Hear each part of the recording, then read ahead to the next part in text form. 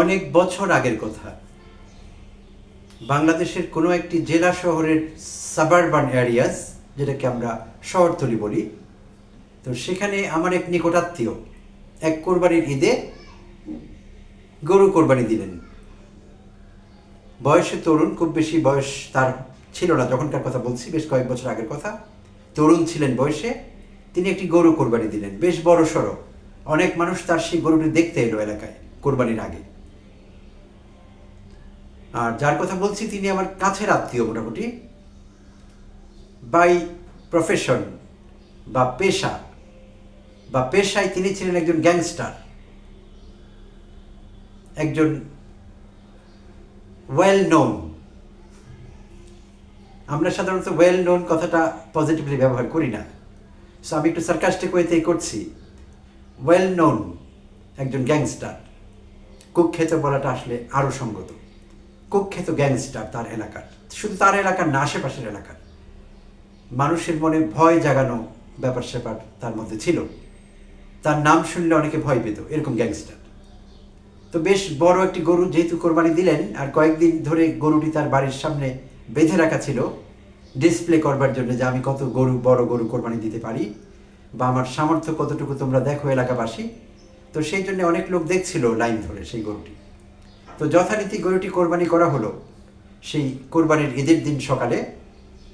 আর কোরবানির পর সেই গরুর একটি আস্ত রান কয়েক কিলোমিটার দূরে তার এক বিখ্যাত আরেক কুখ্যাত বা যেটাই হোক আরেক গ্যাংস্টার, তার বাড়িতে চলে গেল একটি রান, পাঠিয়ে দেওয়া হলো। আস্ত একটি রান, বন্ধুত্বের নিদর্শন স্বরূপ। তো ইন্টারেস্টিংলি সেই রানটি আবার সন্ধ্যার দিকে পাঠানো হয়েছিল, সকালের দিকে বা মিড মর্নিংয়ে। আর সন্ধ্যার পরে পরে সেই রানটি আবার তার বাড়িতেই ফেরত আসলো। কেন ফেরত আসলো বা কিভাবে ফেরত আসলো, এটি একটি প্রশ্ন। তো একটু ব্যাখ্যা করছি প্রিয় দর্শক। তো যখন সকালবেলা সেই রানটি তার পার্শ্ববর্তী কয়েক কিলোমিটার দূরে তার এক বন্ধুর বাড়িতে, আরেক গ্যাংস্টারের বাড়িতে পাঠানো হয়েছিল, তখন সেই রানটির মধ্যে একটি বিশেষ চিহ্ন ছিল। অনেক সময় গরুর গায়ে চিহ্ন থাকে, একটি বিশেষ এলাকায় কোনো একটি চিহ্ন, বার্থ মার্ক হতে পারে বা অন্য কিছু হতে পারে, থাকে নীল, লাল, কালো, এরকম কোনো দাগ বা কোনো কিছু। তো যেই রানটি পাঠানো হয়েছিল, আমি এগুলোর প্রত্যক্ষদর্শী না, বাট যেহেতু আত্মীয় আমার এটা শোনা হয়ে গেছে ভালোভাবেই, অথেন্টিক সোর্স থেকে। তো সকালবেলা যখন রানটি পাঠানো হয়েছিল, তারা নিজেরাই নোটিস করেছিলেন যে সেই রানের মধ্যে একটি নীল চিহ্ন আছে বিশেষ কোনো জায়গায়। আর ইন্টারেস্টিংলি সারাদিন পর, সন্ধ্যার পর সেই রানটি তার বাড়িতে যখন ফেরত আসে, তখন আবার দেখা গেল যে সেই চিহ্ন সংবলিত সেই রান ফেরত এসেছে, যা তারা সকালে পাঠিয়েছিল। তো এখানে একটি ধাঁধা আছে প্রিয় দর্শক, চট করে কারো পক্ষে হয়তো বোঝা একটু কঠিন হতে পারে, যে একই রান সকালে রিসিভ করে বিকেলে আবার তারা ফেরত পাঠালো। না, তারা আসলে সেই কাজটি করেনি, কারণ তাহলে তো সেই আশঙ্কা থেকেই যেত যে তাদের পাঠানো রান আবার তাদেরকেই পাঠানো হয়েছে কয়েক ঘন্টা পর। তারা সেটি করেনি। তো সেই গ্যাংস্টার বন্ধু হয়তো বা সেই রানটি আবার অন্য কাউকে উপহার দিয়েছিলেন।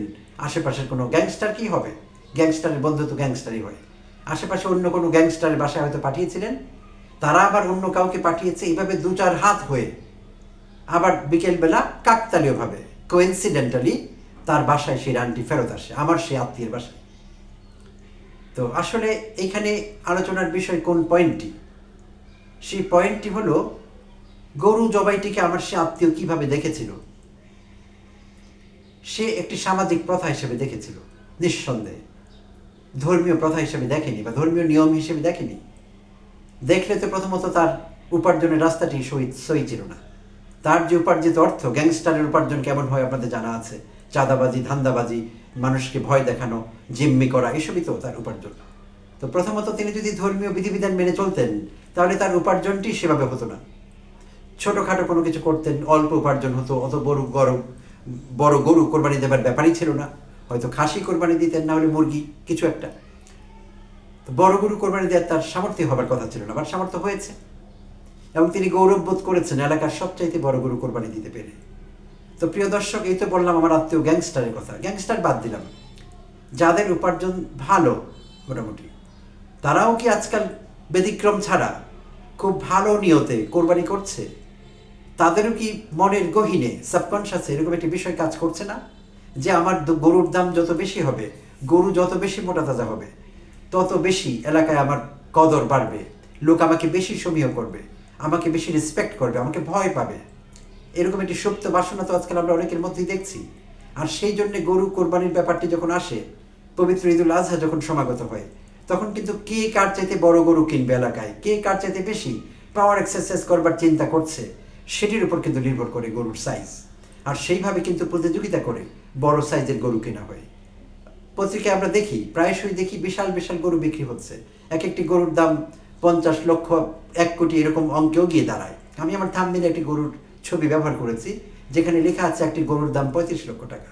তো অনেকেই 35 লক্ষ, 40 লক্ষ, 50 লক্ষ টাকা দিয়ে কিন্তু গরু কিনছে বিভিন্ন গরুর হাট থেকে। তো এবং তারা কিন্তু সেই গরুর সঙ্গে হেডলাইন হচ্ছে, তারা গর্ববোধ করছে গরুর সঙ্গে যখন তাদের ছবি আসে, দুজন তথাকথিত সাংঘাতিক তাদের সাক্ষাৎকার নেয়, দু একজন রিপোর্টার, যে আপনার গরুটা কিনে আপনার কেমন লাগছে, আপনার কি অনুভূতি। তো তারা বেশ ফুরফুরে মেজাজে ভালো অনুভূতি ব্যক্ত করেন, আর এটি স্বাভাবিক। তবে কয়েক বছর আগে ইন্টারেস্টিংলি আমি সোশ্যাল মিডিয়া দেখেছি, কেউ একজন একটি মন্তব্য করেছিলেন যে আপনারা যারা গরুর সঙ্গে ফেসবুকে বা অন্যান্য গণমাধ্যমে বা সোশ্যাল মিডিয়ায় ছবি দেন গরুর সঙ্গে, যে আমার গরুটি কত বড় দেখুন, অমুক বাজার থেকে কিনলাম, আমি অমুক অমুক জায়গার। সো আপনারা যারা এই কাজটি করেন, দয়া করে আপনারা উল্লেখ করবেন এই ছবিতে থাকা গরু এবং আপনি দুটোর মধ্যে কোনটি আপনি, কোনটি গরু, দয়া করে একটু স্পেসিফিকলি উল্লেখ করে দিবেন, তাহলে আমাদের বুঝতে সহজ হয়। তো এই মন্তব্যটি বেশ ভাইরাল হয়েছিল, কয়েক বছর আগের কথা, এবং আমার খুব মনে ধরেছিল এবং আমার কাছে মনে হয়েছিল এটি যথার্থ মন্তব্য। এই কিন্তু চলছে আসলে আমাদের কোরবানির নামে আমরা যা করছি, সেখানে কোরবানির আসলে তেমন কিছু নেই। কোরবানি কথাটির মানে হলো ত্যাগ, আত্মত্যাগ, নিজের অহমিকা, নিজের অহংকার, নিজের মধ্যে যত খারাপত্ব আছে, খারাপ দিক আছে, সেগুলো ত্যাগ করা, ত্যাগ করে আরেকটু বিশুদ্ধ মানুষ হয়ে ওঠা। তো সেই চেষ্টা কি আসলে আমাদের মধ্যে আছে? ক্রমাগত আমরা কি মানুষ হিসেবে আরেকটু বিশুদ্ধ হবার চেষ্টা করছি? এরকম চিন্তাও কি আমাদের আছে? সমাজের যেদিকেই তাকাই শুধু দেখছি অর্থ উপার্জনের ধান্দা, শুধু দেখছি অর্থ উপার্জনের প্রতিযোগিতা, বৈধ অবৈধ যে কোনোভাবেই হোক অর্থ উপার্জন করতে হবে, আর সেই উপার্জিত অর্থে বড় বড় গরু কোরবানি দিতে হবে। কি জন্যে? আদৌ কি কোনো দরকার আছে? এরকম অনৈতিক উপার্জিত অর্থ, অনৈতিকভাবে উপার্জিত অর্থ দিয়ে গরু কিনে সেই গরু কোরবানি দেওয়া, এটি কি আসলে আল্লাহর সঙ্গে মশকরা করা নয়? ধর্মের সঙ্গে ঠাট্টা করা নয়? তাই তো হচ্ছে। তো এই বিষয়ে আমাদের প্রিয় কবি কাজী নজরুল ইসলাম, তার একটি কবিতা আছে, শহীদি ঈদ কবিতাটির নাম। আর সেই কবিতায় 16টি স্তবক আছে বা স্ট্যাঞ্জা আছে। 15 নম্বর স্ট্যাঞ্জাটি আমি আপনাদের একটু শোনাবো। আমি আবৃত্তি করবো এই কথা আমি বলবো না, আমি আবৃত্তি করতে আসলে জানি না, পড়ে শোনানো বলাই ভালো। আমি সেই কবিতাটি পড়ে শোনাবো, দয়া করে আমার সঙ্গে থাকবেন। আমি আশা করছি আপনাদের ভালো লাগবে কবিতাটি। শহীদি ঈদ কবিতার শিরোনাম। শহীদের ঈদ এসেছে আজ, শিরোপরি খুন লোহিত তাজ, আল্লাহর রাহে চাহে সে ভিক, জিয়ারার চেয়ে পিয়ারা যে, আল্লাহর রাহে তাহারে দে, চাহিনা ফাকির মণিমাণিক্য, চাহিনা কগাভি দুম্বা উট, কতটুকু দান ও দান ঝুট, চাই কোরবানি চাই না দান, রাখিতে ইজ্জত ইসলামের, শির চাই তোর তোর ছেলের, দেবে কি কে আছো মুসলমান, ওরে ফাঁকিবাজ ফেরেববাজ, আপনারে আর দিশনে লাজ, গরু ঘুষ দিয়ে চাষ সওয়াব, যদি রে তুই গরুর স্বাদ, পার হয়ে যাস পুলসেরা, কি দিবি মোহাম্মদে জবাব, শুধাবেন যাবে ওরে কাফের, কি করেছ তুমি ইসলামের, ইসলামে দিয়ে জাহান্নাম, আপনি এসেছো ব্যস্ত পর, পুণ্য পিশাচ স্বার্থপর, দেখালে মুখ লাগে সরম, গরুরে করিলে সেরাত পার, সন্তানে দিলে নরক নার, মায়া দোষে ছেলে গেল দুজক, কোরবানি দিলি গরু ছাগল, তাদেরই জীবন হলো সফল, পেয়েছে তারা ব্যস্ত লোক, শুধু আপনারে বাঁচাই যে মুসলিম নহে ভণ্ড সে, ইসলাম বলে বাঁচো সবাই, দাও কোরবানি জান ও মাল, ব্যস্ত তোমার করো হালাল, স্বার্থপরের ব্যস্ত নাই, ইসলামে তুমি দিয়ে কবর, মুসলিম বলে করো ফকর, মুনাফেক তুমি সেরা বেদিন, ইসলামে যারা করে জবেহ, তুমি তাহাদেরই হও তবে, তুমি জুতু বওয়া তারই অধীন। নামাজ রোদার শুধু ভরং, ইয়া উয়া পরে সেজেছ সং। তেগ নাই তোর এক ছিদাম, কারি কারি টাকা করো জ্বর, তেগের বেলাতে জড়ো সরো, তোর নামাজের কি আছে দাম। খেয়ে খেয়ে গোশত রুটি তো খুব, হয়েছ খোদার খাসি বেকুব। নিজেদের দাও কোরবানি, বেঁচে যাবে তুমি বাঁচিবে দিন। দাস ইসলাম হবে স্বাধীন, গাইছে কামাল এই গানই। বাঁচাই আপনা ছেলে মেয়ে, জান্নাত পানে আছো চেয়ে। তাবিজ সেরাত হবেই পার, কেননা দিয়েছ 7 জনের তোরে একা গরু। আর কি চের, আর কি ঢের, 60 টাকায় গুনাহ কাবার। জানো না কি তুমি রে বেঈমান, আল্লাহ সর্বশক্তিমান দেখেছেন তোর সবকিছু। জাব্বা জব্বা দিয়ে ধোকা, দিবি আল্লাহরে ওরে বোকা, কেয়ামতে হবে মাথা নিচু।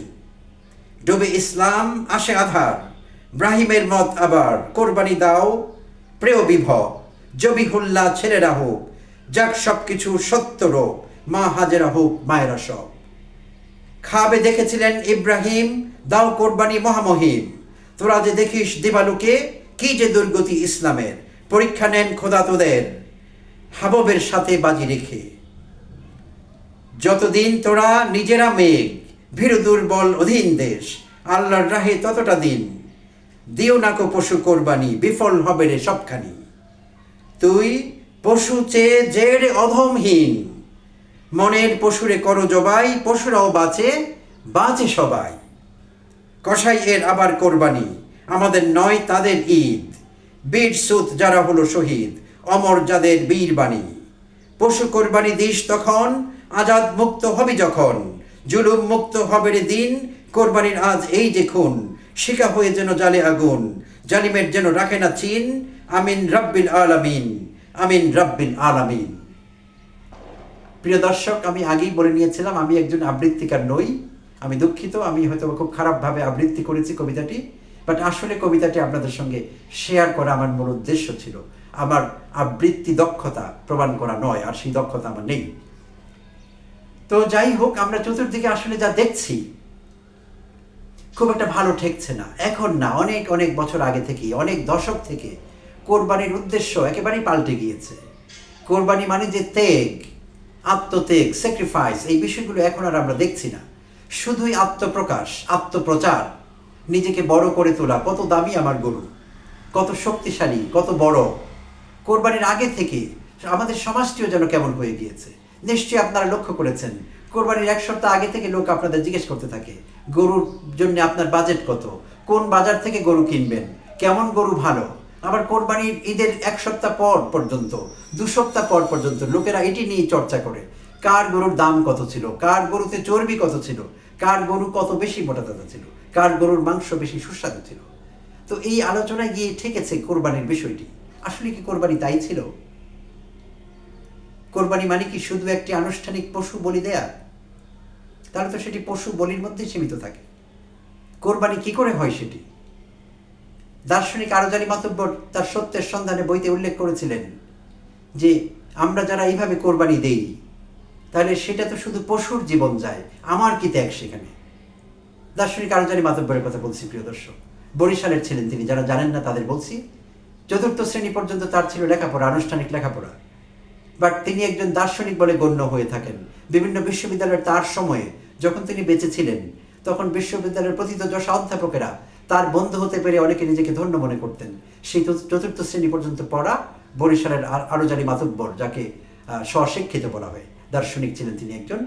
আনুষ্ঠানিক পড়াশোনা 4র্থ শ্রেণী পর্যন্ত, কিন্তু তিনি নিজের চেষ্টায় অনানুষ্ঠানিকভাবে তিনি হাজার হাজার বই পড়েছিলেন আর যথেষ্ট জ্ঞান অর্জন করেছিলেন। ফলে তিনি বেশ কিছু প্রশ্ন ছুড়ে দিয়েছিলেন আমাদের জন্য, ধর্ম বিষয়ে প্লাস অন্যান্য অনেক বিষয়ে। তো সেখানে তিনি শক্তিশালীভাবে প্রশ্ন রেখেছেন যে আমরা যারা পশুর প্রাণ নিচ্ছি কোরবানির নামে পশু জবাই করছি অবৈধ অর্থ বা খারাপভাবে উপার্জিত টাকা পয়সা সম্পদের মাধ্যমে, সেখানে আমাদের কি সওয়াব হচ্ছে, কি লাভ হচ্ছে, আল্লাহরই বা তাতে কি আসছে যাচ্ছে? শুধু পশুর প্রাণ যাচ্ছে, নিরীহ পশুর। সো এই কথাটি কিন্তু আমাদের প্রিয় কবি কাজী নজরুল ইসলাম বলেছেন, মনের পশুরে করো জবাই, পশুরাও বাঁচে সবাই। চমৎকার দুটো লাইন।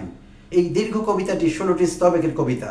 এই দুটো লাইনে কিন্তু আমার এবং আমি মনে করি আপনাদেরও কান খারাপ হয়ে যাবে এবং চোখ আটকে যাবে। মনের পশুরে করো জবাই, পশুরাও বাঁচে, বাঁচে সবাই।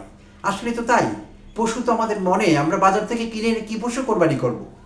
প্রতিনিয়ত আমাদের মনের পশুর সঙ্গে আমাদের যুদ্ধ করতে হবে, মনের পশুকে কন্ট্রোল করতে হবে, তাকে নিয়ন্ত্রণে আনতে হবে, আত্মসংযম অর্জন করতে হবে।